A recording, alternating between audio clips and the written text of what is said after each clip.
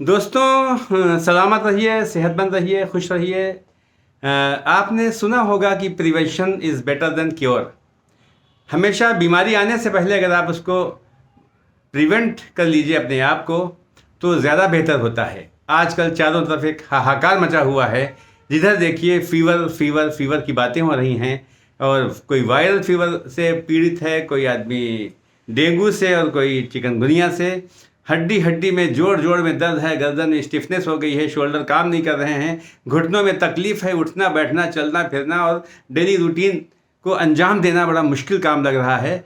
और अगर दवाएं लीजिए तो दवाएं कभी फ़ायदा करती, कभी कम फ़ायदा करती। बहरहाल एक बहुत तकलीफदेह प्रॉब्लम है ये जो फीवर चल रहा है। अखबारों को उठाइए तो वहाँ पर भी दिखाई पड़ता है कि डेंगू के इतने मरीज़ पाए गए, चिकनगुनिया ने पैर पसार लिए और वायरल फीवर अपनी चरम सीमा के ऊपर है। हाँ दोस्तों, ये वही लोग जानते हैं जिनको तकलीफ़ है, जिनके घर में कोई आदमी बीमार है, कि ये फीवर कितना तकलीफदेह है। मौसम बदल रहा है, हम नहीं बदल पाते हैं, लिहाजा बहुत सी बीमारियां हमें हो जाती हैं, जिनमें से चिकनगुनिया, डेंगू या वायरल फीवर कह सकते हैं। आइए मैं आपको एक बहुत अच्छी चीज़ शेयर करता हूँ, वही prevention is better than cure वाली बात, कि अगर ये सारी तकलीफ़ें देखने के बाद आपको ये एहसास होता है कि काश ये फीवर ना आया होता, काश हम बीमार ना पड़ते, काश हमारा बच्चा या हमारा रिलेटिव कोई बीमार ना पड़ता तो कितना अच्छा होता। आइए आपको होम्योपैथिक में दो मेडिसिन बताता हूँ जो कि मेरे थंबनेल पर लिखी हुई हैं। एक है आर्सेनिक एल्बम 200 और दूसरी है यूपेटोरियम पर्फ 200।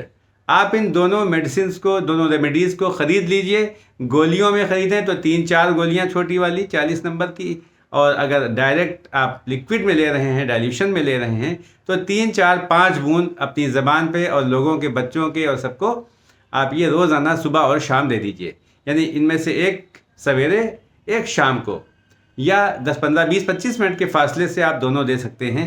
रोज़ाना एक खुराक दे दीजिए 2-4-5 दिन, उसके बाद 2-3 दिन छोड़ के देना शुरू कीजिए, फिर हफ्ते में एक बार 2 बार दे दीजिए।